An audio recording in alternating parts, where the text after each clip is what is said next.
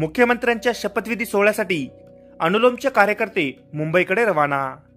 महाराष्ट्र राज्याच्या मुख्यमंत्री पदाची देवेंद्र फडणवीस हे 5 डिसेंबर रोजी शपथ घेणार आहेत। मुंबई येथील आझाद मैदानात हा भव्य दिव्य सोहळा पार पडणार आहे। या शपथविधी सोहळ्याचे साक्षीदार होण्याकरिता अनुगामी लोकराज्य अभियान म्हणजेच अनुलोम पुसद शाखेचे कार्यकर्ते मुंबईसाठी रवाना झाले आहे।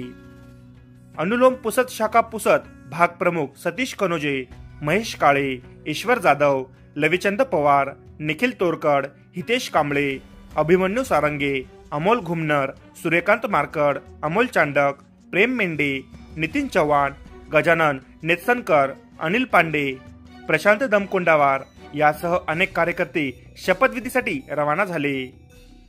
राज्यातूनच नव्हे तर देशभरातून या सोहळ्याला कार्यकर्ते उपस्थिती लावताना दिसून येत आहे।